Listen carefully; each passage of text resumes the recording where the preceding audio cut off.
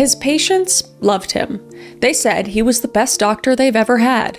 He sat with them, he listened, he made house calls without being asked, never seemed to rush. And in the small town of Hyde, England, he was more than a family physician. He was a fixture, a trusted presence in living rooms and bedside hospital beds for more than 2 decades. But at the time, no one knew he was one of the most prolific serial killers in history. This is the story of Harold Shipman. Crime, conspiracy, cults, serial killers, and murder, all things that I love to consume, and I know you do too, you sick, twisted, beautiful, intellectually minded freak. Today, we are talking about a highly requested serial killer, so without further ado, let's unbuckle our seatbelts, go off right on the highway, slam on the brakes, and bust through this windshield into Dr. Death together.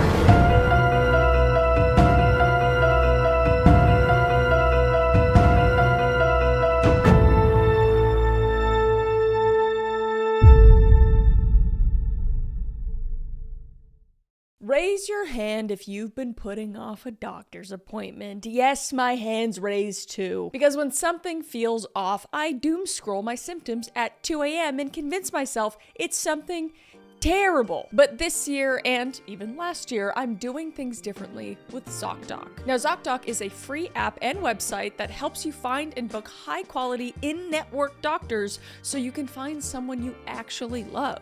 We're talking 150,000 plus in-network providers across all 50 states with 200 plus specialties, and real patient reviews and real-time availability. I've used it for years now, and I'm usually able to book an appointment within 24 to 72 hours. So stop putting off those doctor's appointments and go to ZocDoc.com/CCCM to find and instantly book a doctor you love today.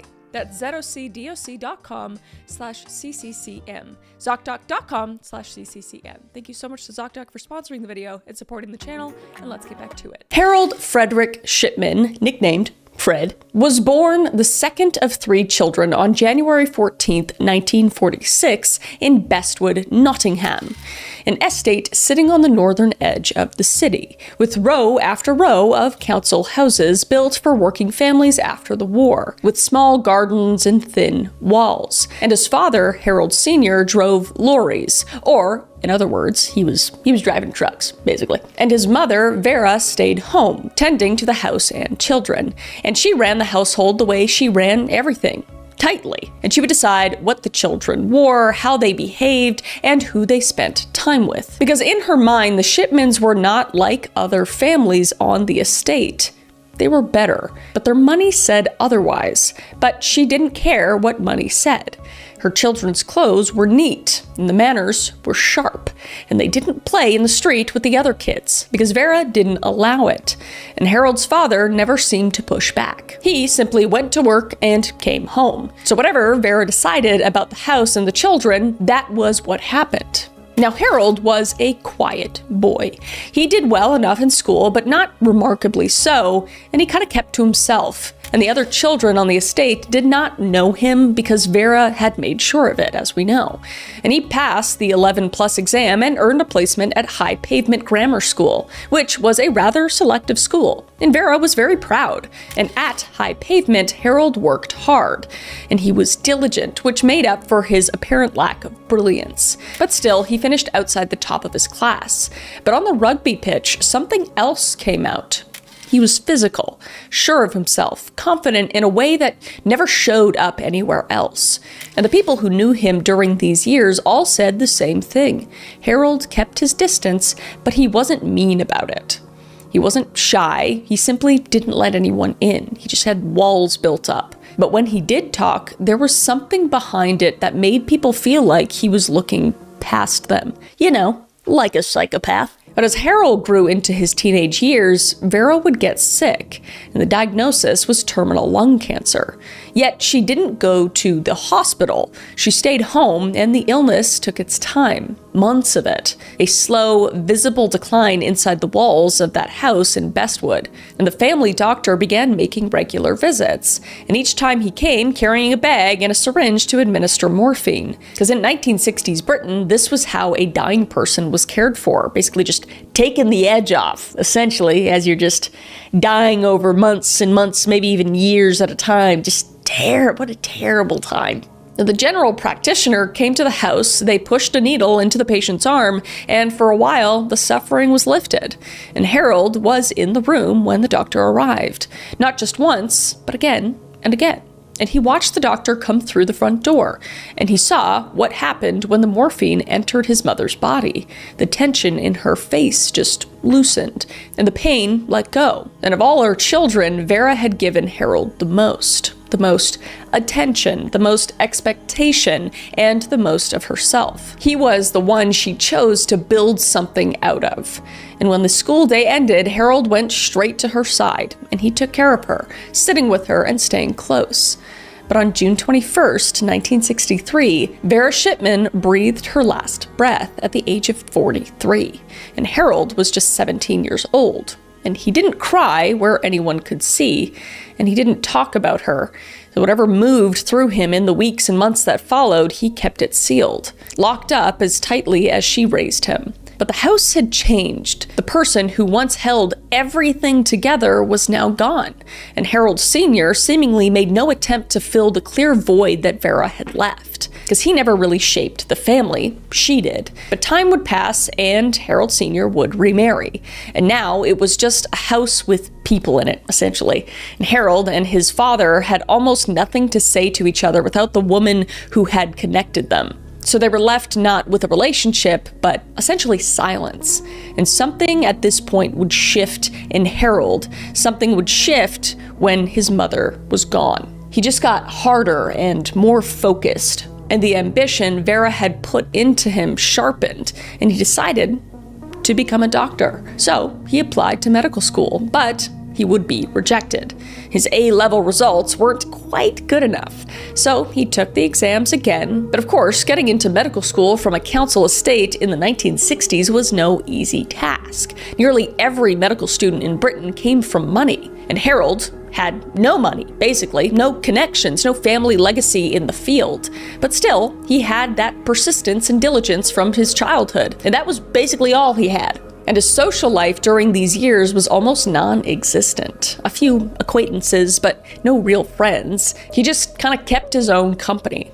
And finally, in 1965, Harold was accepted into the School of Medicine at the University of Leeds, and he packed his things and went, leaving Bestwood behind him. So it had been just over 2 short years since his mother's passing as Harold arrived at the University of Leeds, and he was now 19 years old, carrying a council estate accent into a profession that did not hand out many seats to people like him. Leeds had one of the bigger medical schools outside London, and the program was 5 years long to earn a Bachelor of Medicine, Bachelor of Surgery, or an MB-CHB degree. So it was rigorous and structured and designed to weed out anyone who could not keep up with the pace. But Harold kept up with the pace. He studied and attended lectures, and the other students saw what everyone else saw in him. He kept to himself, choosing not to go out of his way to make friends. Yet he now carried an air of arrogance, not necessarily hostile, just kind of removed, almost like his mother still whispered in his ear, getting the Ed Gein vibe, if you know what I mean, little mommy's boy. This is never good in a psychopath, as we have learned. But when he did talk, there was something in his tone that made people feel like he was looking down on them. Just your classic misogynistic, narcissistic psychopath, you know what I'm saying? So naturally, few tried to get close. But this was something he didn't seem to mind. But it was during this time at Leeds that Harold would meet a young woman named Primrose May Oxtoby. And at the time, she was 17 years old. And she had grown up in Wetherby, in a quiet market town in West Yorkshire. And her parents were George and Edna Oxtoby. And Primrose was the youngest daughter in the family, and she had grown up largely on her own, because her mother had run a strict household that discouraged socializing. Sound familiar? And when Primrose finished school at 16, she went to work at a shop in town, and she would not go to college. So the two met at a bus stop where Harold was staying nearby Weatherby at the time, and things between them seemed to just move quickly, and Primrose would become pregnant at 17. And on November 5th, 1966, they married at a registry office, and it was just a quiet affair, and Harold's father actually disapproved. And their first child, Sarah, was born in 1967, while Harold was in the second year of his medical school, and Primrose was now 18 years old, married to a medical student and raising a child. She had no degree, no career, and virtually no life outside the one that she had just walked into. And with her family, now her everything, she developed the habit of backing Harold completely. But at university, nobody saw Harold the husband or Harold the father. Whatever happened at home just stayed at home, and the other students just saw someone who seemed older than he was. He just appeared more serious somehow, as if weighed down by responsibilities they didn't share. And as a student, Harold continued to be what he had always been: hardworking, diligent, and competent. And Harold finished his degree in 1970 at the age of 24, holding an MB CHB from Leeds. So the working class kid from Bestwood was now a doctor, the very thing his mother had wanted most. Now, his first posting out of medical school was Pontefract General Infirmary, where he did his pre-registration house officer year. And this was pretty unglamorous work. Long shifts, low pay, and the constant hum of a busy hospital.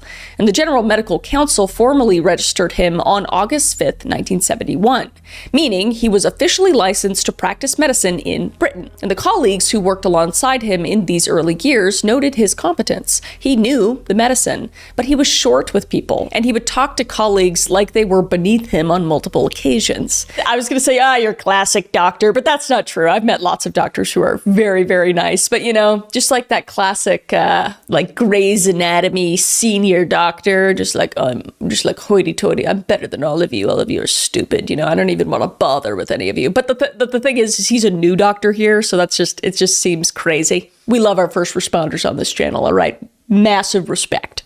And at home, his family was growing. Eventually, there would be 4 children: Sarah, Christopher, David, and Sam. And Primrose stayed home with them, and the family lived modestly. And come 1974, Harold signed on at the Abraham Omerod Medical Practice in Todmorden, which sat in a valley where the Pennine Mountains towered on both sides, straddling the line between West Yorkshire and Lancashire. And it had been a mill town for as long as anyone could remember. About 3,000 people were on the practice's books. And it was a group practice. And Harold was one of the multiple general practitioners working there. And his patients were mill workers, pensioners, and young families, working people who had lived in these hills their whole lives. And he settled in quickly. And patients took to him almost immediately, as he was thorough during appointments, and he paid attention, and he made house calls willingly without being pressed. And in a place like Todmorden, that mattered, because people depended on their local doctor in a way that was hard to overstate, because the nearest hospital was a ways away, so trust wasn't given casually, but once earned, it ran deep. And Harold earned it. And somewhere in those early months in Todmorden, Harold began helping himself to pethidine. Now, pethidine was a synthetic opioid, and in the 1970s, it was one of the most commonly used painkillers in British medicine. General practitioners kept it on hand as a matter of routine, with virtually no system in place to watch how much of it a doctor was using. And the drug would produce a warm rush of euphoria, dulling the user's pain and quieting the mind. And when injected, the effect was immediate and consuming. So Harold quickly developed the habit of using, and he had a simple system to acquire his fix. He put other people's names on the prescriptions, patients who never asked for pethidine and never received a single dose. And meanwhile, he also inflated the practice's supply order to make sure there was always more than anyone could account for. And the paperwork looked routine, just totally normal. No one was checking closely enough to see that it was not. Because on paper, no visible changes were seen in his work. And he would still show up on time, and he would still see patients, and he still went home to Primrose and the children at the end of the day. But underneath, something was wrong, and Harold was spotted looking unwell on more than one occasion. And once, he went down completely, unable to function. But these moments came and went, and no one connected them to anything larger. Until someone finally looked at the books about a year and a half into Harold's time at the practice around the end of 1975. And the controlled drug records showed far more pethidine moving through Harold's prescriptions than his patients could possibly require. Prescriptions going out under the names of people who had no business being on pethidine. And this observation made its way to the other doctors, and the partners began looking closer, and the truth was undeniable. So the other doctors sat Harold down to lay out what they had found, and the gap between what ordered and what was used was too wide for anyone to pretend it was not there. And Harold admitted he had been taking pethidine. I took a little bit of drugs while I was taking care of the patients. What are you gonna do?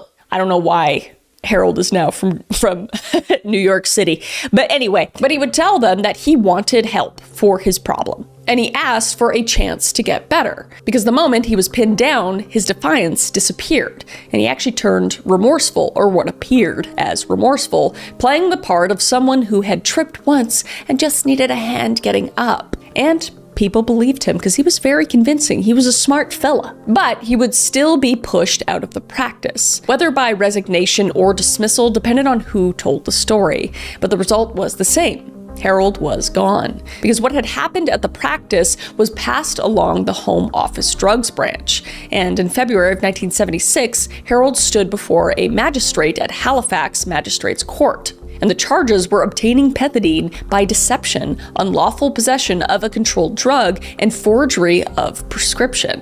And the sentence was a fine of £600, and he paid it and would just walk out. And Harold checked himself into the Retreat, a psychiatric hospital in York that ran a drug rehabilitation program, where he stayed through the winter of 1975 and into 1976, completing the program. Despite his crimes and stay at rehab, the General Medical Council didn't take his license. Bombastic side-eye right there to the medical council. Nobody sent his case to the GMC's Professional Conduct Committee, so he was not struck off the medical register.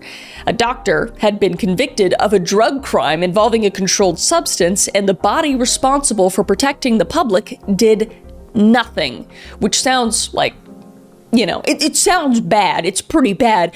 But what happens after is significantly worse, and it's because of this failure. But this was due to the fact in 1976, a criminal conviction for drug offenses did not automatically trigger a GMC fitness to practice hearing. So Harold passed through the gap, and he remained, in the eyes of the law and the profession, a fully registered medical practitioner. And Primrose stayed with him through all of it: the confrontation, the criminal proceedings, the rehabilitation, and the return. She did not leave, and she did not waver, and the family remained intact. And Harold then landed a job in County Durham, where he worked as a clinical medical officer for the local health authority, handling community health duties.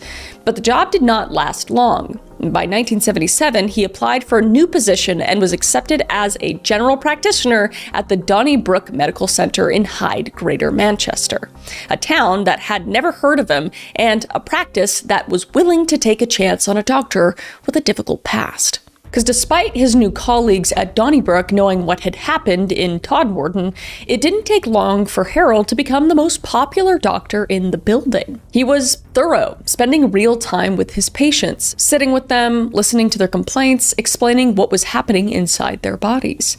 And he continued making house calls gladly, as he did before. Word would get around, and more people asked to be on his books. They wanted Harold over other doctors in the building, and furthering his connection, he got involved beyond the surgery walls. And local medical committees brought him on, and he joined community groups, including the Rochdale Canal Society. And eventually, in 1992, Harold left Donnybrook to open his own solo practice at 21 Market Street in Hyde. And in 1993, he started off strong with a client list of over 2,000 people, many of which had followed him from Donnybrook. And the move changed everything about how Harold operated. Now, there was no partners to review his prescriptions, no colleagues glancing at his patients' records, no one monitoring how he scheduled appointments or managed drug stock. He controlled it all and was accountable to no one but himself. All right, let's take a quick pause to set the scene. Okay, it's 9 p.m. I'm exhausted from researching cases after cases after cases. And there is something healthy in the fridge that I'm supposed to be making, but I'm not making it. And for me, eating healthy isn't necessarily a willpower problem. I feel good when I eat it and I like to eat healthy. It's just a setup problem, really, until I found Factor. And Factor solves this problem with fully prepared meals, designed by dietitians and crafted by chefs, delivered right to my door, ready in 2 minutes. And I'm hitting the nutrition goals without the planning and the grocery runs or the cooking. I cannot express how much I don't like cooking, guys. And my favorite is the Muscle Pro collection. High protein keeps me full while I'm researching these cases or just going about my day trying to keep up with my dogs and my 4 cats. But Factor has meals built around your goals, whether it's weight loss, overall nutrition, more protein, or GLP-1 support. Over 100 fresh, never frozen meals rotating weekly. I use it and I've used it for a very long time. Caleb and I love it and you should definitely try it out. But before Hyde, before Market Street, before any of it, there was Eva Lyons, 70 years old, living in Todmorden in early 1975. So we're going back almost 20 years. Terminally ill with cancer, and Harold was her doctor. On March 17th, 1975, Harold visited Eva in her home, and he tended to her, sat with her husband, talking with him for a short while. And by the time he left, Eva would be dead, and her death certificate listed cancer as the cause, and no one questioned it. A dying woman had died, and her body was cremated. And then there was Mary West, who was an 81-year-old widow, and she lived alone in her home in Hyde, and she didn't need anyone's help doing it. She did have arthritis in her legs, her hips, and her back, poor circulation, and a new inhaler for asthma. But none of it slowed her down, because she had a busy social life, ran a clothing shop in town, and she was even planning to book herself a holiday at Butlins.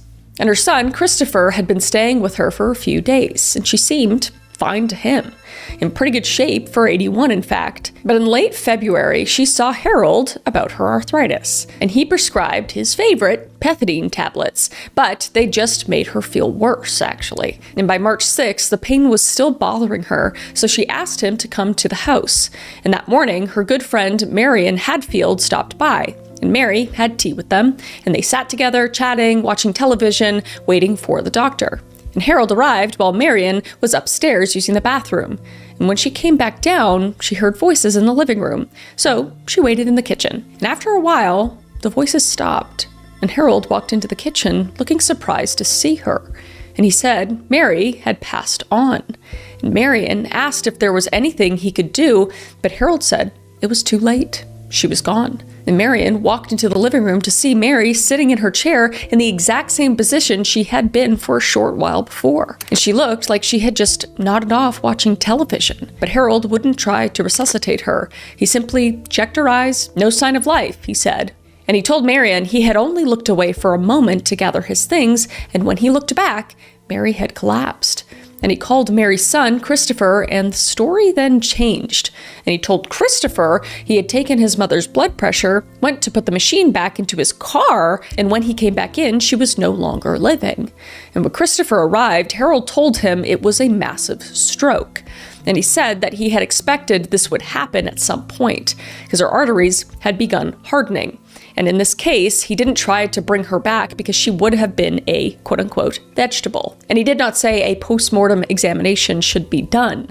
So 3 people heard 3 versions of how Mary West died.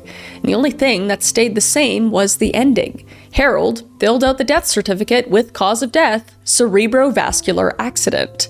And on the cremation form, he wrote that a neighbor was present at the death. An 81-year-old widow with bad arteries and high blood pressure had died of a stroke in her living room, and her doctor had been right there when it happened. No one questioned it. And then there was Irene Turner, who was 67 years old. Now, she had diabetes, arterial disease, breast cancer, and had a heart attack 2 years before. But still, she kept herself busy, and she got out regularly and stayed active. And she had just come back from a week's holiday in Torquay, and her friends and family all said the same thing. Irene was doing well. But after the holiday, she did pick up a cold, and she was coughing up phlegm, vomiting even, and her daughter Carol and son-in-law Michael told her to call the doctor. So on July 11th, now 1996, Irene called Harold's surgery and asked for a visit. And she stayed in bed telling Michael she wanted a meat and potato pie for lunch and requested he bring some over. And as he dropped it off, she told him she would eat it once the doctor had left. And at 2:15 in the afternoon, Irene called Michael again. But Harold still hadn't shown up, and she sounded like herself. But this would be the last time anyone would hear her voice. And at around 3:25 p.m., a neighbor named Sheila Ward saw Harold sitting in his car on the street, and he asked her to go into Irene's house. But wait 5 minutes first, he said. He didn't explain why. Very extremely odd, but go into her house, but wait 5 minutes, give it 5 minutes to make sure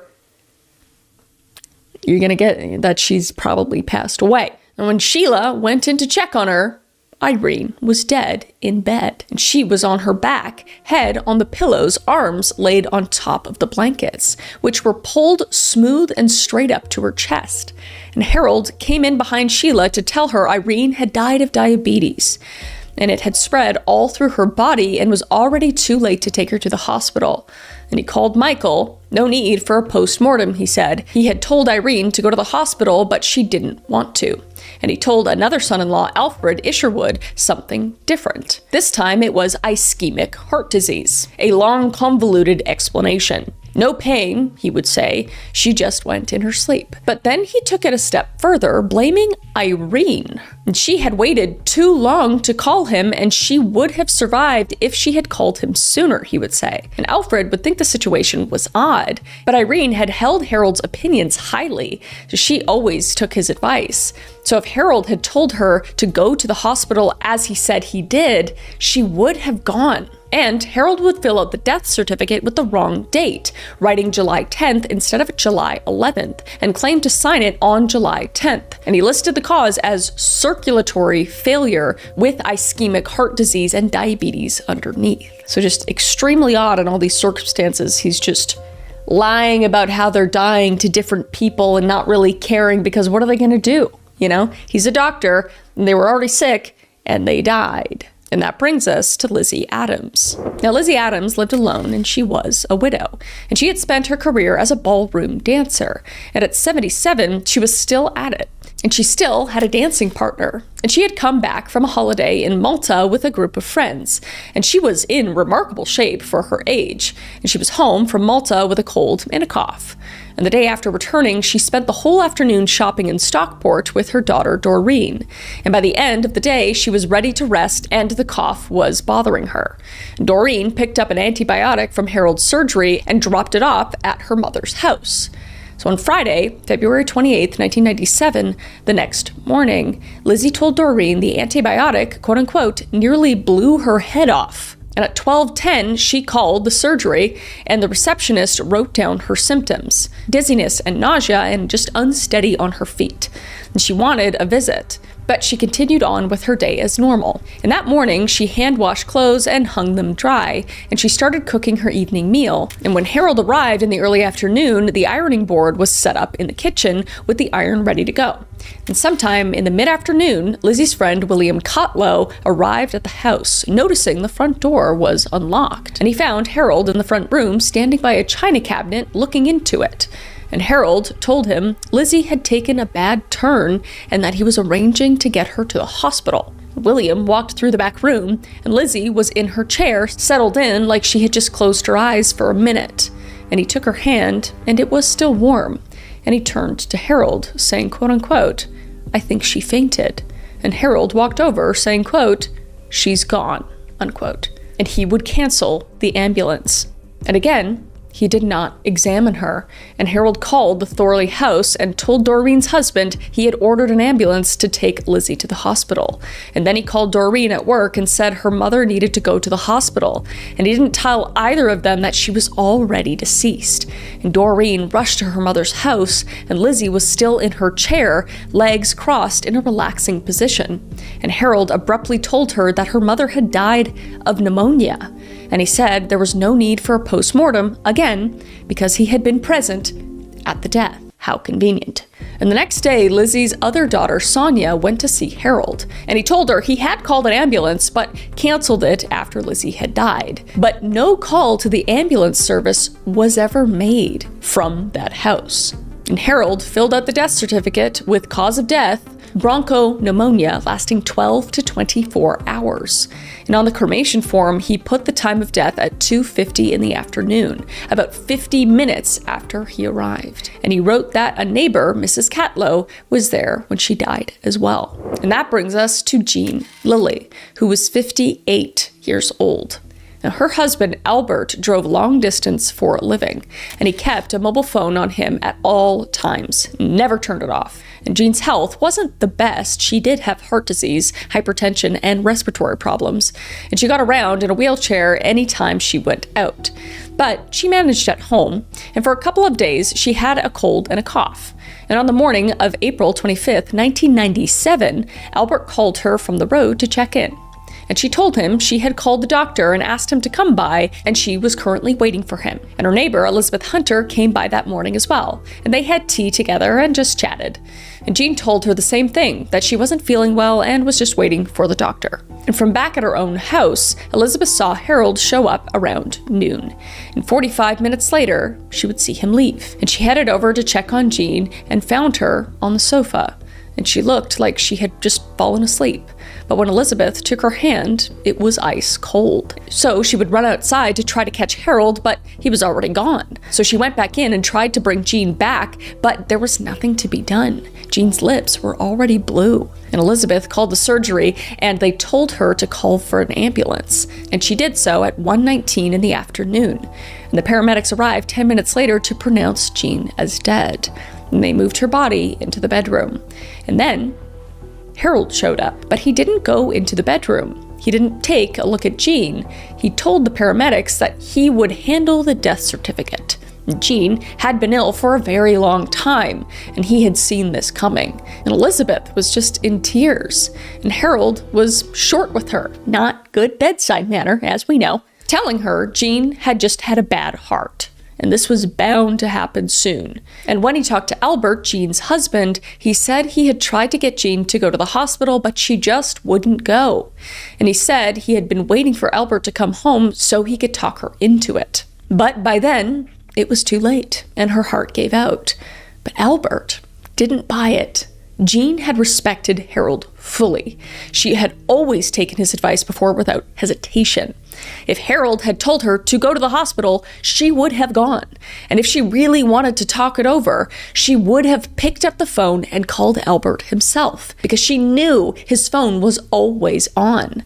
But Harold filled out the death certificate, cause of death, heart failure due to ischemic heart disease and hypertension. And he was the last person with her before she passed. And then there was Ivy Lomas, who was 63 years old. She was not well because she had chronic lung disease, depression, and anxiety. And she had smoked 40 cigarettes a day for years, and it had taken a toll. And walking any distance winded her, and lifting anything with decent weight was just out of the question. And a neighbor took her dog out every day because she wasn't able to do it herself. And her adult son had a psychiatric illness, and it weighed on her constantly. So Ivy was a regular at Harold's surgery. And on the morning of May 29th, 1997, she told a neighbor that she had pains in her chest and arms, but she still went out that morning to arrange care for her son. And in the afternoon, she headed into Hyde for a 4 o'clock appointment with Harold. And she got there ahead of schedule, looking a bit pale, but on her feet nonetheless. And she made it into the consulting room without help, and after a short time, Harold moved Ivy from his consulting room to the treatment room down the hall. And about 10 minutes later, he appeared at reception looking red in the face. And he told the waiting room he was sorry for the holdup, saying he had a problem with the ECG machine. And then he called the next patient in, and the next, and the next. And then he called in his receptionist, Carol Chapman, and he told her that he had been trying to take an ECG reading on Ivy, but thought the machine was just broken. And then he realized Ivy had died. He said he tried to bring her back, but couldn't, instructing Carol to contact Ivy's son, Jack. But Carol couldn't reach him, so she called the police instead. And when Constable Reed arrived, he found Ivy fully clothed on the treatment room bed, and Harold told him he could certify the death as natural causes. But Constable Reed was curious, and he asked what had happened, and Harold told him Ivy had come in about bronchial problems. And after treating her, he had shown her into the treatment room to rest, and he kept working through his client list. And when he checked on her 15 minutes later, she was just dead. And he didn't try to resuscitate her, as she was quite beyond that, he would say. And he also didn't call an ambulance either. Now, Constable Reed couldn't believe what he was hearing, and Harold joked, in bad taste, that Ivy had come to the surgery so often he had thought about having a seat specially saved just for her with a plaque. And that evening, Ivy's daughter Carol went to see Harold, and he gave her another version. And this time he said that he had taken Ivy to the treatment room because he had to see another patient in the consulting room.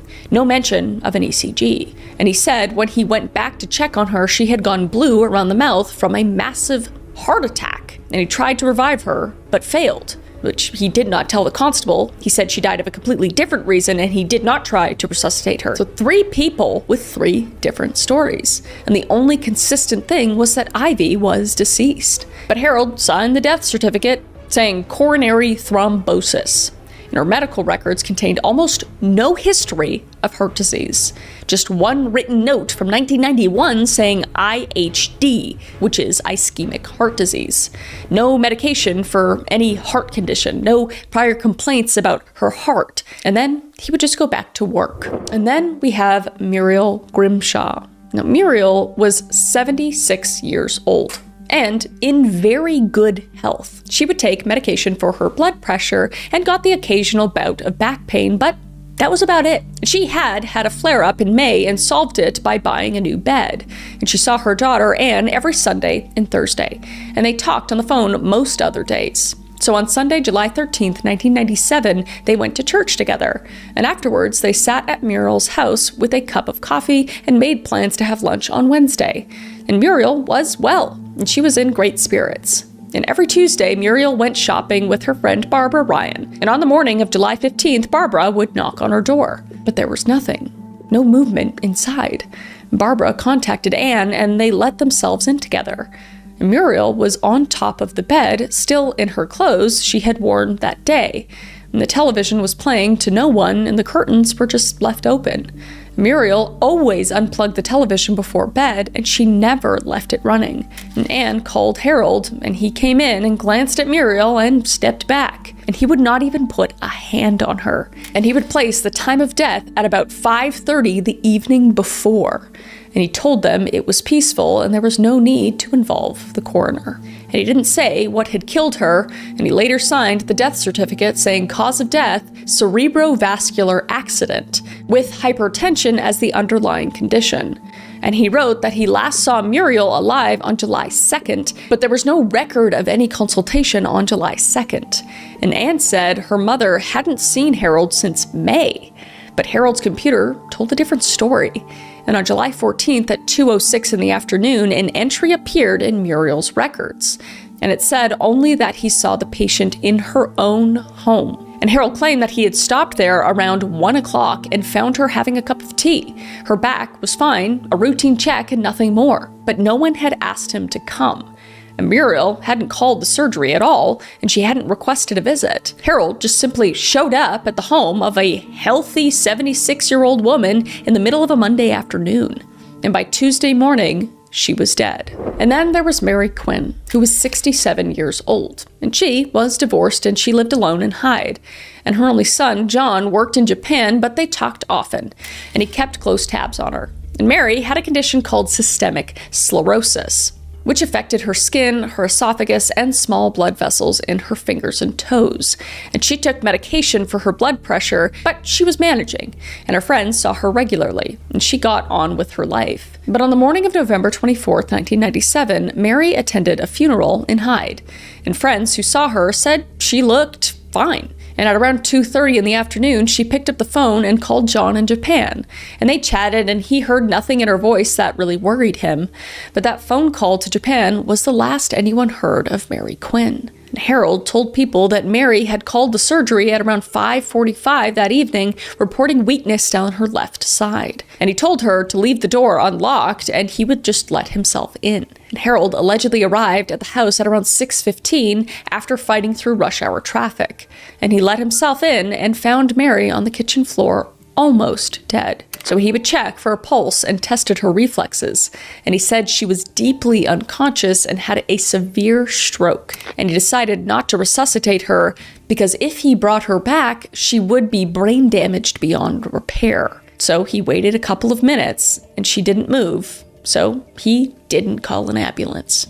And at 6:32, he contacted Marie's friend, Ellen Hanratty, listed as her emergency contact. And he told Ellen that Marie had phoned the surgery saying she was having a stroke and was paralyzed down one side. And he had rushed over, but by the time he got there, she was breathing her last. And he was just too late. And he told John and Marie's friend, Cecilia Adshead, the same thing for once. And Harold signed the death certificate, cause of death, cerebrovascular accident, 20 minutes duration. And underlying causes were arteriosclerosis and hypertension.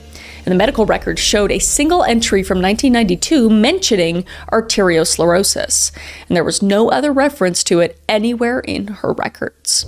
And then there's Kathleen Wagstaff. So Laura Kathleen Wagstaff was 81 years old, and she went by Kathleen, and she was in good health. She lived in a flat in Hyde, and she still did her own shopping. And she thought highly of her doctor. And on the morning of December 9th, 1997, Kathleen went into Hyde to shop. And it was a normal day, and she felt fine. And at around 1:45 in the afternoon, Harold left the surgery without telling anyone where he was going. And a neighbor watched from across the way as Kathleen opened the door for him, and it was somewhere between 2 and 3 in the afternoon at this point. But Kathleen wasn't expecting him, but she seemed happy he was there. And another neighbor saw his car in the park, and 20 to 30 minutes later, they would see him again. And then Harold knocked on the neighbor's door, telling them Kathleen had died. And he said he would let the family know and left. And he called the wrong person first and told Kathleen's daughter-in-law that her mother had died. But it wasn't her mother, it was her mother-in-law. And he only realized the mistake when his receptionist corrected him. And Kathleen's son, Peter, went to the flat and found his mother in her chair, and she was tilted to one side, and there seemed to be some vomit on her. And Harold told Peter that Kathleen had called the surgery after a visit citing chest pain, and he had just been close by and came straight over. And he said when he arrived, she just looked ill, gray, sweating, blue around the mouth. And he said he walked her up to the flat and got her sitting down, and he said her pulse was thready, so he called an ambulance. And then he went to get his bag from the car, and when he came back, she was dead. So, again, he called off the ambulance, and he told Peter it was a heart attack, quick with no suffering. Heart disease that could carry you off without warning. And Peter was shocked. He had had no idea his mother had heart problems. But Harold signed the death certificate, cause of death, coronary thrombosis, onset 30 minutes before death. Underlying conditions, ischemic heart disease of 8 to 10 years. And her medical records showed no sign of heart disease, though. No medication for a heart condition, and 2 readings of raised blood pressure, but nothing beyond that, so it was extremely odd. And the entry describing the death was 5 words long. Call, arrive, collapse, died, time. And on the cremation form, Harold wrote that a neighbor was present at the death, but no neighbor was present. And then there was Bianca Pomfret. Now, Bianca Pomfret was 49 years old, young, but she was divorced. She lived alone and was under the care of consultant psychiatrist Dr. Alan Tate. And she had a community mental health support worker who checked on her regularly. And in the days before her death, friends noticed she had a congested cough, and she was expecting a visit from the doctor. So on the morning of December 10th, 1997, her neighbor, Paul Graham, saw her looking out of her lounge window. And she was up, she was awake, and she was going about her day. And at some point, Harold visited. And he said Bianca had called the surgery that morning to say she was unwell and had chest pains. And he said she had episodes like this before, going back months. And he said it sounded like angina and offered her medication for it, but she refused because she was taking too many tablets already. And he told her she should just see a cardiologist, but she turned that down too. And he advised her to book an appointment for an ECG and then left. And she came to the door to wave him off, he said. And at around 5 o'clock that afternoon, Susan Adshead, Bianca's mental health support worker, arrived for a visit. And she knocked, but there was no answer. And she looked through the window and saw Bianca was on the sofa. And when Bianca's son, William, arrived, his mother was deceased. And she was dressed for the day, and her body was settled into the cushions like she had just drifted off in her sleep. And a cup of coffee sat next to her, half drunk, and a cigarette had burned itself out in the ashtray. And William called an ambulance, and the paramedics called Harold. And Harold arrived and told William he had visited Bianca earlier that day for her chest pains, and he told William and his wife that Bianca had been suffering from angina for about 10 months. And they were stunned. They had no idea. And Harold said her depression, her medication, and her smoking all played a part. And then Harold went back to the surgery and sat down at his computer. And he made several entries in Bianca's medical records. One was for the visit that day, and the others were backdated, spread across the previous 9 months. And they described episodes of chest pain that were never reported, and blood pressure readings he could not have possibly remembered, and notes like "seems better," designed to read as though they had been written at the time. And the next day, Harold called Dr. Tate, Bianca's psychiatrist, and Dr. Tate wrote down what Harold told him. And it was, again, a completely different story. And this time, Harold said he saw Bianca on December 8th, chest pains, possibly angina, and he arranged an ECG, but the results weren't significant. And he checked on her the following day, and she seemed fine. And on the 10th, he found her collapsed with a thready pulse. She went into cardiac arrest, and he resuscitated her, and he used a defibrillator. She would die anyway. And none of that was what he told William. But Harold signed the death certificate, cause of death, coronary thrombosis with an underlying condition of ischemic heart disease. And next, there was Nora Nuttall. Now, Nora was 64 years old, and she lived with her son Anthony, but was still independent, catching the bus into Hyde most days to run errands and see friends. And her medical history was complicated, though, because rheumatic fever earlier in life had left her prone to heart valve problems, and there was references to heart disease in her records. But in spite of all of it, she lived her life. But she would pick up a cough, and on the morning of January 26, 1998, she went into the surgery, and Harold gave her cough medicine and told her to rest. And friends who ran into her said she seemed like her usual self. And Anthony got home from work at 2 and headed back out just before 3 to tend to his ponies. But about 40 minutes later, he returned to find Harold's car outside and Harold walking out of the front door. And Harold told him his mother wasn't well and that he had called an ambulance. But he hadn't. And Anthony ran inside and his mother was on her chair looking like she was sleeping. And Harold came in behind him, pressed 2 fingers to her throat, pulled back one eyelid, and said, "She's gone." And he told Anthony he had just been close by when a call came in asking him to check on her, but that was not true. No one had called Harold. He had just come on his own, and he then picked up the phone and pretended to cancel an ambulance that was never coming. "It's left ventricle failure," he would tell Anthony, "and when the heart goes like that, you just black out. 20 minutes and it's over. And there's nothing the paramedics could have done." And Harold signed the death certificate. Cause of death, left ventricular failure, 15 minutes duration. Underlying cause, congestive heart failure, 3 years. And on the cremation form, he wrote that her son was present when she died. But as we know, he was not. And then there was Pamela Hillier. Now, Pamela was a 68-year-old widow who walked her dog every morning and managed her own life without help. And she took medication for high blood pressure, but was otherwise active and healthy. A recently hurt knee had become painful when she drove, so on the morning of February 9th, 1998, she called the surgery, and the receptionist wrote down one thing: painful knee. And her daughter, Jacqueline, spent the morning with her. And when she left just before lunch, her mother was fine. And at 1:07, they spoke on the phone, and everything was normal and then Harold visited shortly after. And by 2 o'clock, Jacqueline was getting no answer. So a neighbor went in to check and found Pamela on the bedroom floor, face up, not moving. And her account papers were on the table, and her lunch was sitting untouched in the microwave. And when Harold arrived, a paramedic told him the police would be notified given it was a sudden death at home. And Harold said that wouldn't be necessary. She had simply just had a stroke. And when Jacqueline's husband asked about a post-mortem, Harold shut it down. And he could tell from how she was lying. He allegedly said, "Let's put it down to a stroke." Let's put it down to a stroke. He's just like openly guessing. I mean, we'll talk about what's really happening shortly, but it's disgusting. The next day, Jacqueline and her brother Keith came to see him, and Keith pressed on why the blood pressure medication hadn't been increased. And Harold said you needed 3 raised readings before adjusting the dose. And Keith brought up the postmortem again, but Harold said it would be unpleasant.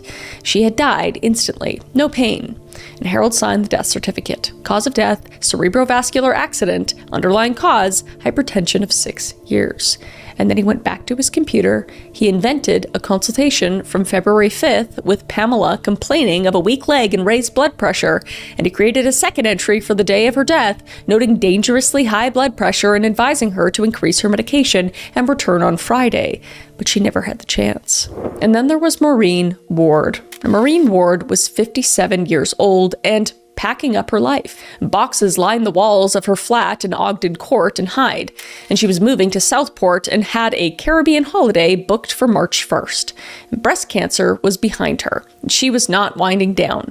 And that morning, she had helped an elderly neighbor carry laundry and then headed into town to buy a new dress for her trip. And at around 3:30 that afternoon, Harold knocked on the warden Christine Simpson's door and told her Maureen was dead. He had just come from her flat. Christine was stunned, and Harold said, "Well, she did have a brain tumor, you know." "What?" And when Christine asked how he had gotten in, Harold said Maureen had left the lock on the snip, that he was dropping off an appointment letter for Stepping Hill Hospital. And Christine went to the flat, and Maureen was on her bed, fully clothed, eyes shut, her body completely straight and tidy. And in the kitchen, a tin of cat food was open on the counter with a spoon mid-scoop. And back at the surgery, Harold told his receptionist, Carol, a different story entirely. And he had been passing by and seen an ambulance outside. And the next day, he told staff yet another version. He had gone to deliver an appointment letter, and Carol pointed out that wasn't what he told her yesterday, and Harold then sat at his computer and backdated entries across several months. And in them, Maureen complained of headaches, blurred vision, and unsteadiness.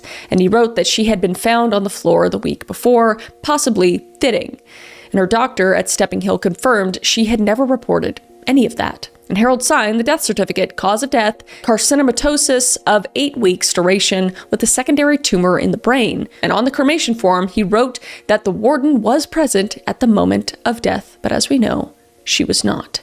Harold was the only one there. And next, there was Winifred Mellor. Now, Mellor was 73 years old and young for it.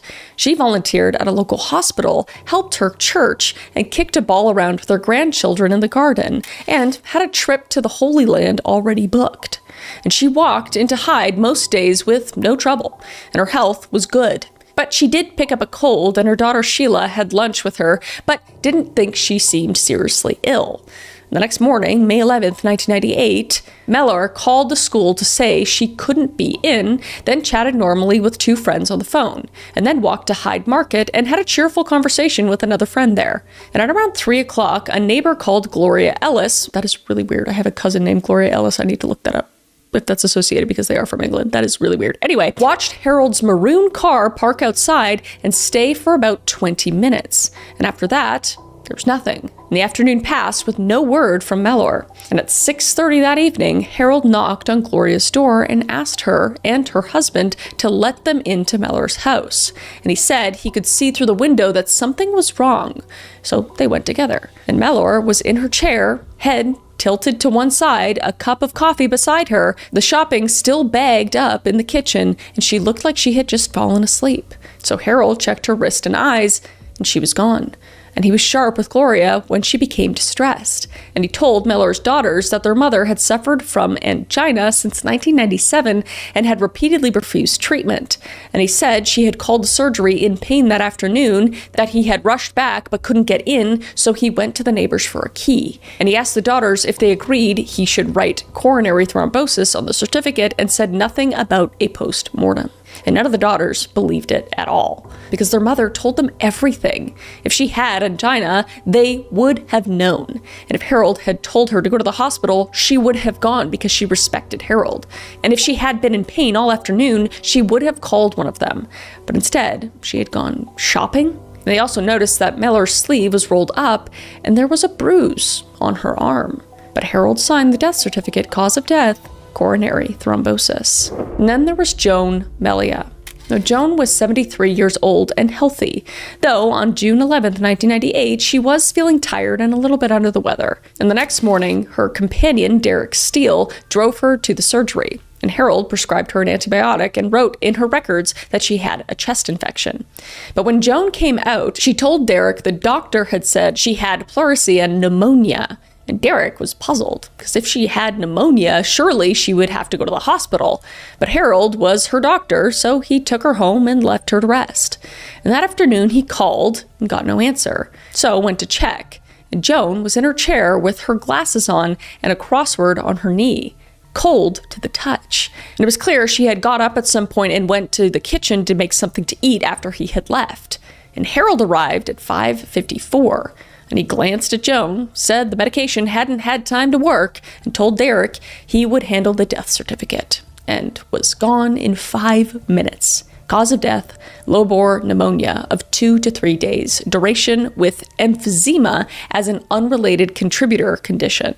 And he said nothing about a post-mortem and continued on with his work. And last, there was Kathleen Grundy. Kathleen was 81 years old and in excellent health. She volunteered at Wornoth House, worked with age concern, and had a full social life. She showed no signs of slowing down.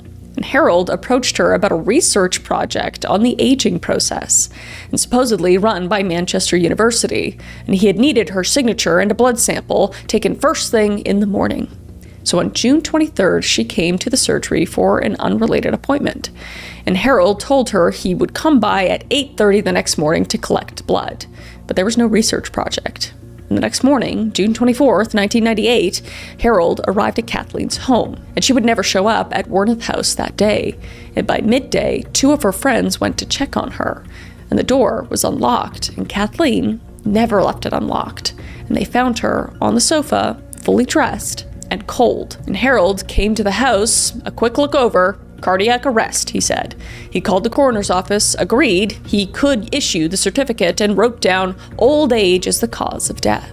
And when 2 police officers arrived, Harold mentioned that he had called on her that morning because she was unwell, but said nothing about a blood sample or a research project.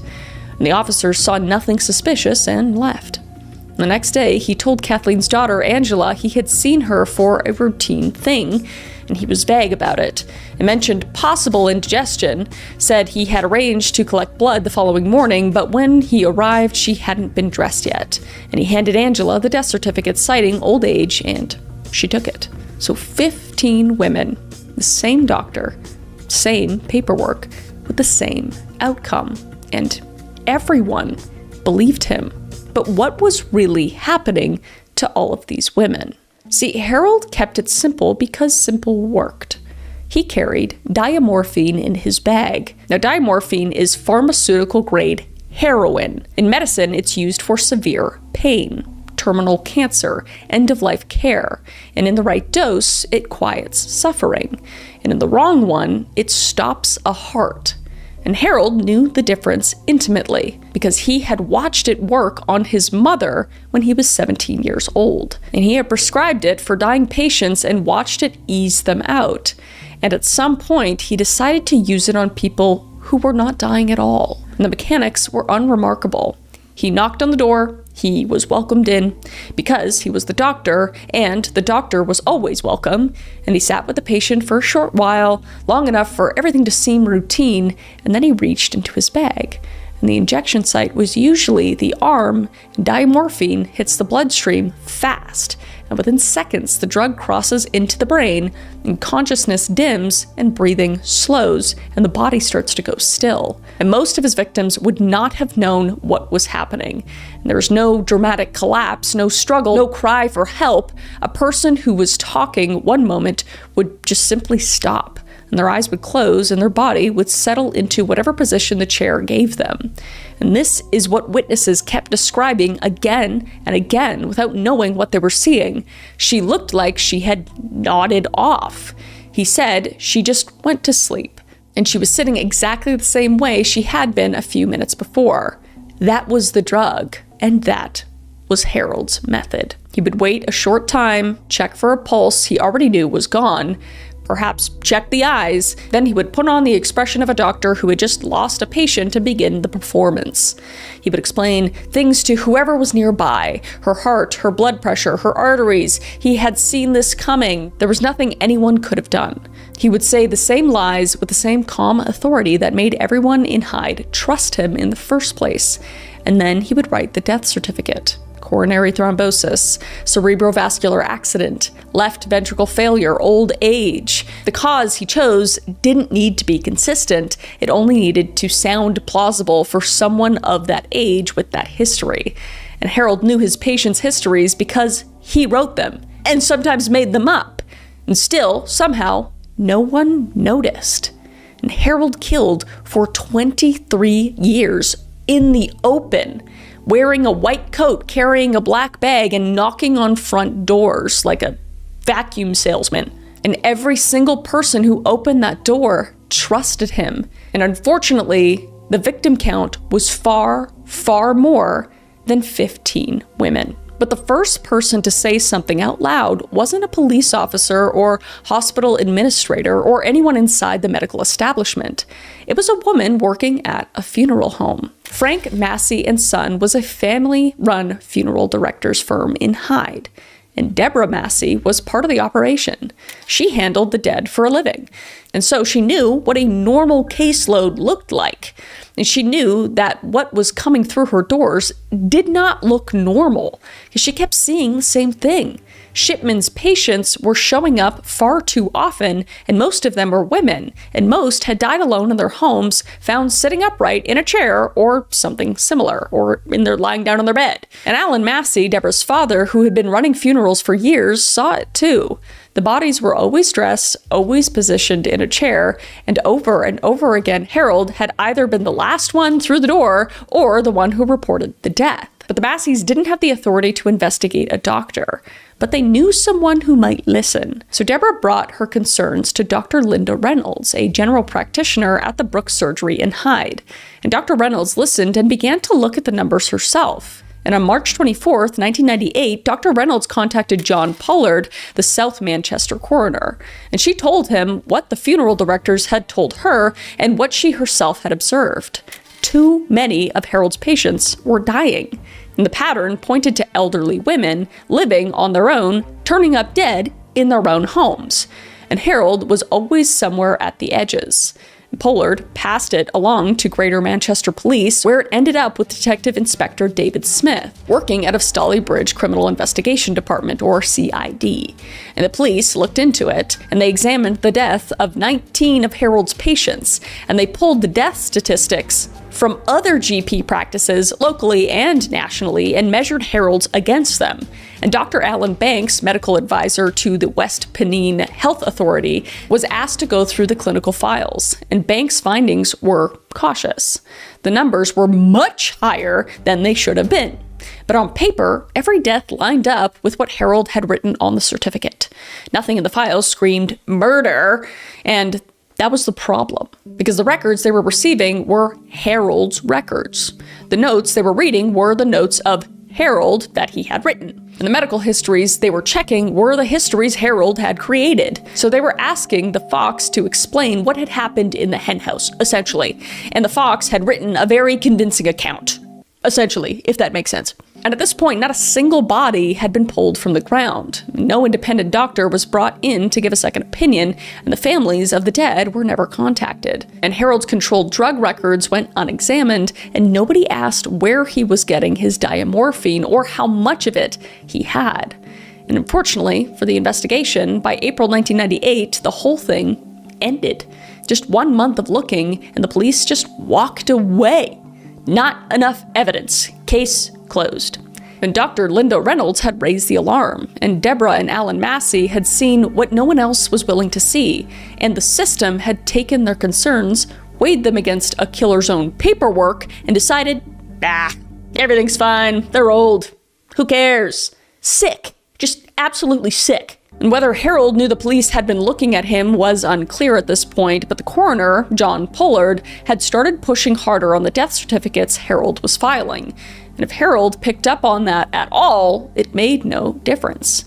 And in the 5 months after the closed file, 3 women died. Winifred Mellor on May 11th, Joan Melia on June 12th, and Kathleen Grundy on June 24th, the women we spoke about before. So Harold had been killing successfully for 23 years without a single serious consequence, and he had simply walked into hundreds of homes, ended lives, signed certificates, and walked out again.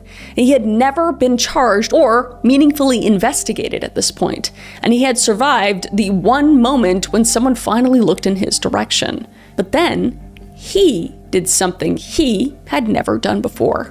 Because when Kathleen died, a document landed at a solicitor's office. Hamilton Ward, a law firm, received what appeared to be Kathleen Grundy's will, but the typing was kind of sloppy, and the grammar was wrong. And the document handed everything she owned, around £386,000, to a single beneficiary, Harold Frederick Shipman. And a copy reached Kathleen's daughter, Angela Woodruff. Now, Angela practiced law for a living, and one look at the document told her everything she needed to know. Something was very wrong, because her mother was precise about everything.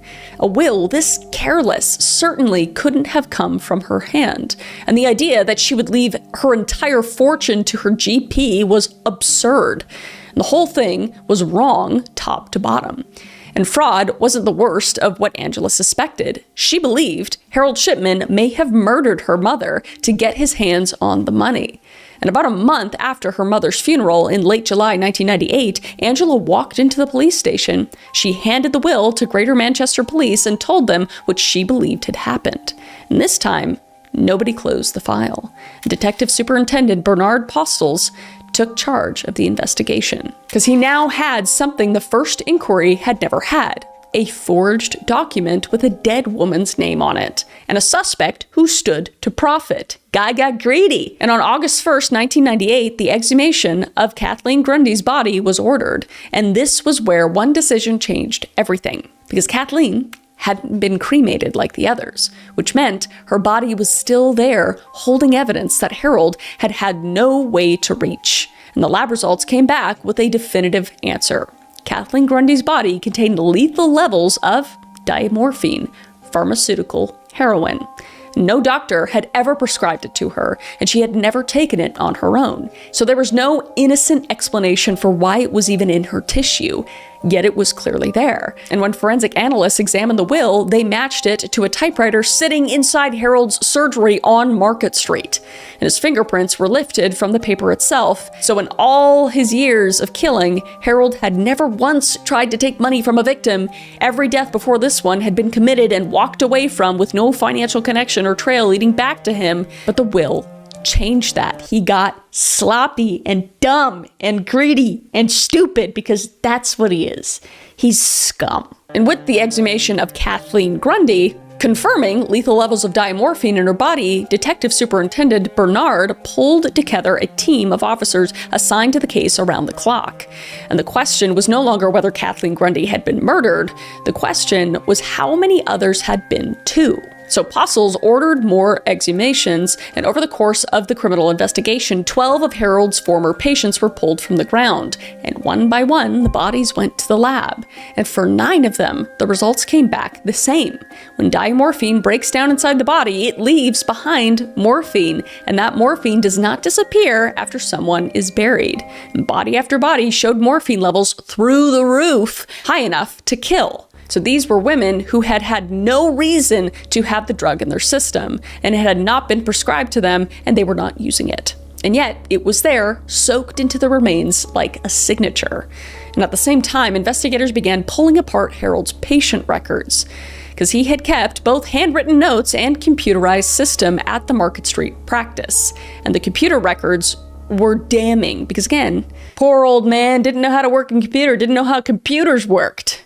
Poor guy. Just kidding. Fuck this guy. And they found that Harold had been going back into patient files and changing them after the fact, because he had been adding entries that did not exist at the time of treatment, fabricating symptoms and building fake paper trails so that when a healthy patient dropped dead, the records made it look like it had been coming for months. And a patient who was healthy on Monday was given a backdated record showing chest pains and heart trouble as though the writing had already been there. But again, Harold didn't understand how computers work. Womp womp. And the system logged metadata for every entry, addition, and edit. And the machine stamped the real date and time on everything. So regardless of Harold's efforts, technology remembered what he tried to erase. And the investigation also dug into the drug logs. And every controlled substance record at Harold's surgery and pharmacies around Hyde was pulled and examined, discovering a stockpile built in plain sight. And he wrote prescriptions for dying cancer patients, massive amounts of diamorphine, far more than any person could ever use. And when those patients passed away, whatever was left over went straight into Harold's bag. And other times, he put a patient's name on a prescription even though that person never saw a single dose. And the excess, again, went straight into his bag and was carried right into the homes of the women who trusted him. So this emerging pattern was undeniable. The dead were overwhelmingly older women who lived by themselves, and Harold was the last person through each of their doors. And he was the last one there when they stopped breathing. Not to mention, he signed the death certificates and ordered no post-mortem for any of them, and would often recommend cremation, and he would move to the next name on his list. So the investigation then expanded at a pace no one had anticipated, because once the first toxicology reports came back, the case blew wide open, and dozens of deaths landed on the detectives' desks in a matter of weeks, and the names started to pile up. And what had started with one suspicious will was turning into something British policing had rarely seen. And in Hyde, the mood turned as the investigation progressed. And as patients pushed back, unable to accept the allegations they were hearing. Not their doctor, he cared for them, he sat with them, he was kind. And some even went on record for him, standing up in front of cameras to say this just could not be true. But as more bodies were exhumed and more names surfaced, that loyalty began to crack. And family members started doing the math, and the doctor who had comforted them after their loved ones had passed might have been the reason they were no longer there at all. And the horror was right there inside their own homes, sitting in the chair where their loved one had been found. And the first time officers showed up at Market Street asking for Kathleen Grundy's file, Harold handed it over without breaking a sweat. He was very cooperative, almost pleasant. And he told the officers that Kathleen Grundy was a drug abuser. Oh no, was that in her file too? And even while under scrutiny, Harold kept the surgery open. Patients came in and he treated them business as usual. But he carried on working as though the walls were not closing in on him, and they were closing in on him fast. And he also did not try to run. He didn't destroy records or take any visible steps to prepare for in the event he could be caught. He seemed to believe his word would be enough, just as it always had been before. And Primrose, his wife, stood by his side at every moment, because she wouldn't hear a word of it. Her belief in his innocence was absolute and unwavering. Let's take a quick pause to talk about something that is important to quite literally every human being, and that is sleep. And what do you sleep on? a mattress, and I sleep on a Casper. Thank you to Casper for sponsoring this video. Now, Casper makes reliable, high-quality mattresses designed to deliver consistent, comfortable sleep night after night. I personally have 3 different Casper mattresses in my house. I have a couple in the guest bedrooms, and we have ours, obviously, in our bedroom. But every time someone comes over and sleeps, they're like, what kind of mattress is that? It's amazing. I kid you not. Casper mattresses are built to be durable and long-lasting, so you're not replacing yours every few years. And Casper has a 100-night risk-free trial, though with 110,000 plus 5-star reviews, I'm sure you're going to love it just like I do. And honestly, genuinely, there's no sponsor on this podcast whose product I use more than Casper, because I sleep on it every single night. And right now you can save up to 30% on mattresses and up to 35% on everything else when you go to casper.com. That's CASPER.com and save up to 30% on the mattress you deserve. Thank you so much to Casper for sponsoring this video and supporting the channel and for giving me a really good night's sleep. And let's get back to the video. But on September 7th, 1998, officers from Greater Manchester Police arrived at Harold's door in Row Cross Green, a short drive from Hyde. And Harold was arrested on suspicion of murder of Kathleen Grundy and the forgery of her will. And at the time, search teams moved through both of his homes and Market Street surgery. Files, controlled substances, equipment, everything they could carry went into evidence bags. But one item stood out: a typewriter sitting inside the house. And forensic analysis confirmed it was the same machine that had typed Kathleen Grundy's fake will. And in the interview room, though, Harold stayed true to form when someone pushed back at him. Just arrogant AF and evasive. Just contemptuous. And he denied everything. Every death was natural. Every certificate was accurate. The will was genuine. And Kathleen Grundy had brought it to him herself. And the toxicology results were laid in front of him, lethal diamorphine in a woman who had never used the drug. And to this, Harold had nothing to say, no answers that held up.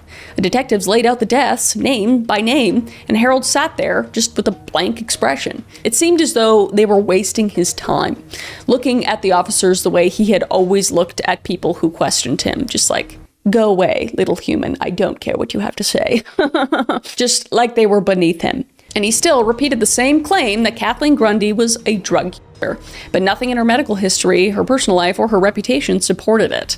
It was a lie built on nothing, and Harold told it with the same steady confidence he had once used to tell families their mothers died of natural causes. And Primrose was completely shocked by the arrest, but she still remained unwaveringly supportive. Her husband was innocent. Even any suggestion otherwise was absurd. But Harold was charged with the murder of Kathleen Grundy and with forging her will. So Harold was taken to HM Prison Manchester, also called Strangeways, to await trial. And it was one of the most notorious prisons in England. And though he was a prisoner, he was not yet convicted. But the charges against him were growing. And inside Strangeways, Harold continued to carry himself with calm arrogance, and he projected the image of a man who believed a mistake had been made and that lesser minds were responsible for it.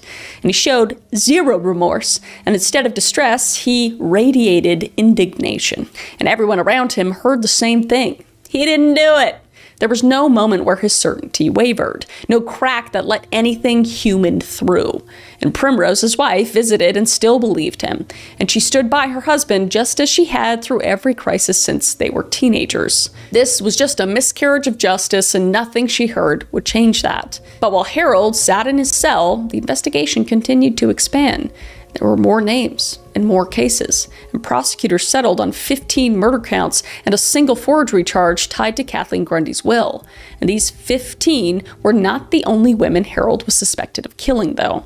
They were just the ones prosecutors believed they could prove beyond any reasonable doubt, where bodies had been buried, not cremated, where the labs found poison in the remains and the facts around each death locked together. Many other suspected victims had gone into the fire, and the fire left nothing to test because he ordered cremations for a majority of them. Hundreds of women we're talking about, by the way. So the families waited, and more than 12 months passed between Harold's arrest and the opening of the trial. And some had watched their loved ones pulled from the earth so a pathologist could search for poison in their bones. And others sat with a new and unbearable knowledge. The death they had accepted, the grief they had processed, the funeral they had attended, all of it had been rewritten, and it felt like losing someone twice. So on October 5th, 1999, in Preston Crown Court, Lancashire, Harold stood trial. And the venue had been moved from Manchester as the case was too large and too public for a local jury to be considered impartial. So the presiding judge was Mr. Justice Forbes. That is the coolest name for a judge I've ever heard in my life. Now, the prosecution was led by Richard Henrique QC. Now, Henrique laid out the case in 4 categories. The first was toxicology. 9 of Harold's former patients had been exhumed with foul play confirmed, and in body after body, lethal or dangerously elevated levels of morphine had been found, as we know. And the second was the computer. Harold's patients' records had been torn apart by forensic analysts, and the metadata told a story Harold did not know it was writing, as we know. He didn't know how computers worked, so it was clear he typed in stuff after the fact, like months before, to make it look like how they died was what made sense, you know? And the third was the will. Kathleen Grundy's supposed last testament named Harold Frederick Shipman as the sole beneficiary of her small fortune, which made no sense, and it was obviously typed by him because they had forensic analysts look at the typewriter, and he clearly wrote it. And the fourth was the pattern itself. Deaths stacking up at a rate no coincidence could explain. The same method repeated over and over, the same doctor at every center at every single one. The defense was led by Nicola Davies QC, and her options were pretty limited, you know? The evidence is stacking up against Harold, all right? But she changed the toxicology, arguing a buried body could generate morphine naturally as it decomposed. Bitch, what? And the Crown's forensic witnesses shut that down immediately. And she suggested the women may have had access to opiates Harold knew nothing about. There was no evidence to support it for any of the 15 victims at all. And she challenged the computer evidence as sloppy record keeping. And the metadata said otherwise, though. And Harold would eventually take the stand. And his normally arrogant demeanor kind of seemed to crack, and court adjourned twice due to emotional breakdowns. And when he finally spoke, his voice trembled, which he attributed to medication. And he insisted every patient had died of natural causes. Every altered record was legitimate and the will was genuine, and Kathleen had sometimes borrowed his typewriter. Okay, whatever helps you sleep at night, bud. But by the time he stepped down, the damage was already done. And the trial ran 57 days, one of the longest murder cases an English court had ever seen. And Harold sat through all of it, pen in hand, scribbling notes. And he appeared unmoved, and at times he appeared bored. And he watched evidence of what he had done to 15 women presented in meticulous detail and reacted as though it had nothing to do with him. And on January 13th, 2000, the jury was sent to deliberate. And on January 31st, 2000, the jury returned a unanimous verdict.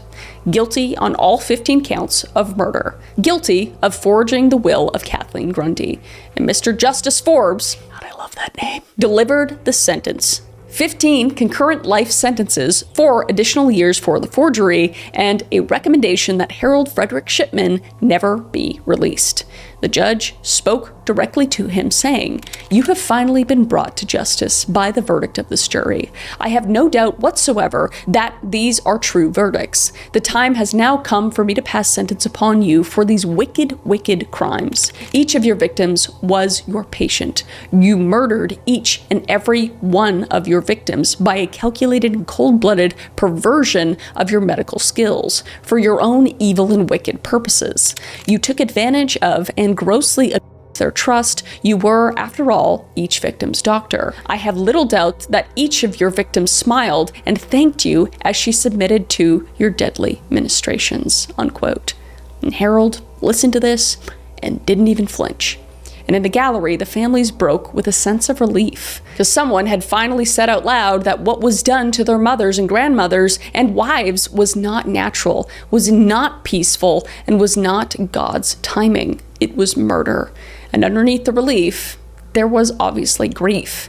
And the verdict did not bring anyone back. It only confirmed what was taken. And the press just went wild with this, and headlines focused on the deep betrayal of a trusted doctor, and the outrage directed not only at Harold, but at every institution that had failed to stop him, because there were so many failures that could have prevented this. And calls for a formal public inquiry grew louder by the day, and Primrose, Harold's wife, was there every day in court, sometimes with their children beside her. And as he was taken away, she smiled at him weakly. And she would continue to maintain that Harold did not do this. You know, near the start, I was like, I feel bad. You know, he's really manipulative and all this stuff. But like, if that evidence is shown to you, there's something wrong with you. You know, there's something wrong with you to not realize, oh, hey, maybe he did do it. And the conviction may have answered 15 questions, but there were hundreds more. Because in the wake of the trial, Secretary of State for Health Alan Milburn announced a formal public inquiry into the full scope of what had actually happened. Established on February 1st, 2001, it was initially private, but families and the press pushed back hard. Because what Harold did and what the system failed to prevent could not be examined behind closed doors. And by September 2001, the government listened and it became a full public inquiry. And the families had forced the door to open, and the women appointed to lead it was Dame Janet Smith and a high court judge. And the process took nearly 4 years, and hundreds of witnesses gave testimony. And Janet Smith and her team combed through approximately 888 death certificates bearing Harold's signature, each one reviewed on its own evidence. And the first report was published on July 19, 2002, and its findings made the 15 convictions look like the visible tip of something enormous. There was an iceberg under these 15 victims, because there were at least 215 patients dead at Harold's hands across a span from 1975 to 1998. And suspicion in an additional 45 cases. So 171 confirmed victims were women and 44 were men. And the youngest were Peter Lewis, at 41 years old, killed in 1985. And the oldest was Ann Cooper at 93 years old, killed in 1988. And 5 more reports followed. And the second report examined the police investigation and was blunt in its conclusion. The 1998 inquiry had not been good enough, and Harold could and should have been caught sooner. And the third report turned to the NHS and the General Medical Council, neither of which had caught what was happening under their noses. And the fourth report exposed the gaping holes in how controlled drugs were tracked, laying out step by step how Howard had stockpiled a lethal supply of diamorphine while every safeguard just stayed silent. And the fifth report pulled apart the complaints system, where the answer in Harold's case had always been the same: nothing, essentially. And the sixth report asked the question that should have been asked decades earlier. When someone died outside a hospital, who made sure the cause of death was real? And Janet Smith's answer was to recommend scraping the coroner system entirely and replacing it with an independent medical examiner who did not rely on the word of a single doctor. And for hundreds of families whose loved ones never made it to the courtroom, the inquiry provided the closest thing to an answer they would ever receive. And Harold offered nothing during this. He just sat in a cell and maintained the same silence he had kept since the verdict. Now, after sentencing, Harold was moved to HM Prison, Franklin, in County Durham, a Category A facility nicknamed, quote-unquote, Monster Mansion, for the caliber of men it housed. And in June of 2002, a whole life tariff was formally confirmed, and Harold would never be a free man again. But inside, he still found a way to play doctor. And other inmates came to him with their aches and questions, and he obliged. And prison officers saw the same man his colleagues in Hyde had seen: cunning and distant, still carrying himself like the smartest person in the room. And his wife, Primrose, visited regularly, desperately in love with a man she could not reconcile with what he had done. And psychological assessments described him as controlling and emotionally cold, with no remorse or empathy. And a familiar word kept appearing in reports: arrogant. No formal psychiatric diagnosis was ever made, but the pattern experts identified from the outside was consistent. narcissism, an unwavering belief in his superiority, a need to control those four walls had done nothing to diminish. And in 2003, Harold was transferred to HM Prison, Wakefield in West Yorkshire, a high-security facility housing some of the most dangerous criminals in the country. But on the morning of January 13th, 2004, a routine 5 a.m. check found Harold in his bed, seemingly sleeping. But at 6:20 a.m., the officer returned and found Harold Shipman hanging from the bars of his cell window, courtesy of his bedsheets. And attempts to resuscitate him had failed, and Harold Frederick Shipman was pronounced dead inside the prison, and he was 57 years old. And he left no note, no letter to Primrose or to his children, no confession and no explanation. Whatever he knew, he took with him. And Primrose was informed that morning, and the timing of his death carried an unexpected consequence, because had Harold reached 60, the pension rules would have worked differently. Because he didn't, Primrose was entitled to receive a full NHS pension and a tax-free lump sum. So there was unconfirmed reports that Primrose had begun to doubt Harold in his final moments, and that made his death may have been partly motivated by ensuring she received that money. But neither was ever verified. In an official review led by Prisons and Probation, Ombudsman Stephen Shaw concluded that officers had followed every procedure correctly and that there were no warning signs. And naturally, the public response was furious. And Danny Mellor, whose mother, Winifred Mellor, was among the 15, spoke for many when he said, quote, "I always harbored the remote possibility that one day I could confront him and ask him why, now that's been taken away from me." Unquote. And Anne Alexander, the lawyer representing some 200 of Harold's victims, said her clients felt cheated. And many had believed that one day he would explain what he did, and most importantly, why. But that resolution would never come. But Janet Smith would press forward, and the last two reports were published after Harold was already in the ground. And she acknowledged that with Harold gone, the inquiry was all that remained, and it was the only official record of what he had done. The man who had killed more of his patients than any doctor in recorded history took the last thing he had left to the grave and kept it buried with him. So with over 200 victims, no one will ever know if there were more.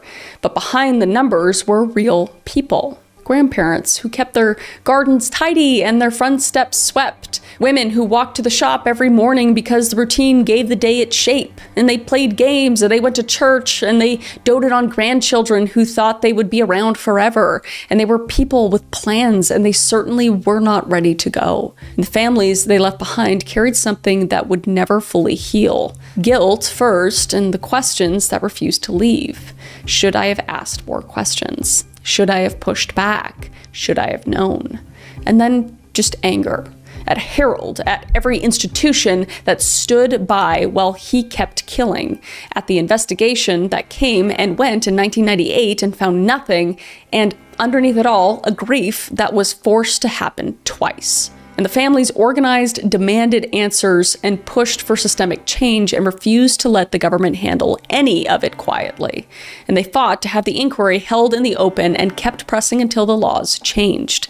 And the town of Hyde set aside a space in Hyde Park in 2005 and called it the Garden of Tranquility, and a rose for each of the 215 victims. But Harold Frederick Shipman never confessed, and he maintained his innocence from the moment he was arrested until he was found dead. And during the trial, prosecutors put forward a theory that Harold got something out of holding the line between life and death, that the control itself was the reward. And Dame Janet Smith never arrived at a single explanation. And she believed he started with patients who were already dying, people whose death he could frame as mercy, and that he genuinely believed he knew when the right time had come. But she also found something darker than misplaced compassion. A fascination with drugs, a pattern of pushing doses past safe limits. And some patients may not have been murdered at all, and they may have just been experiments.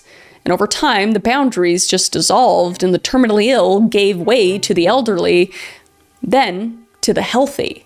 And then there was Vera, the image of a 17-year-old boy watching a doctor push morphine into his dying mother's arm and seeing the pain just let go. And the inquiry asked whether that moment had lodged something deep enough to become something else entirely. And after the conviction, forensic psychiatrist Dr. Richard Badcock evaluated Harold and found no psychosis and no diagnosable psychiatric illness. What he identified instead were narcissistic personality traits, superiority, and lack of empathy.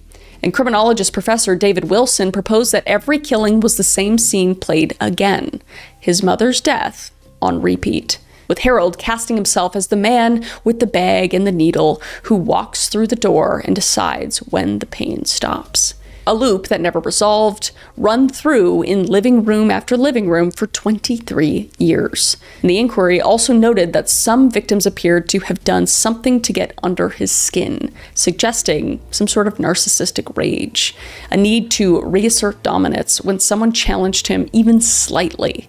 And money entered the picture exactly one time, and that's what got him caught. Luckily. But Dame Janet Smith's 6 reports did more than document what Harold had done. They dismantled the systems that had allowed him to do it.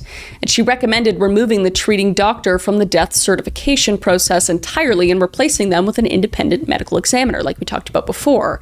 And Parliament passed the Coroners and Justice Act in 2009, but the system it created did not go live until September 9th, 2024.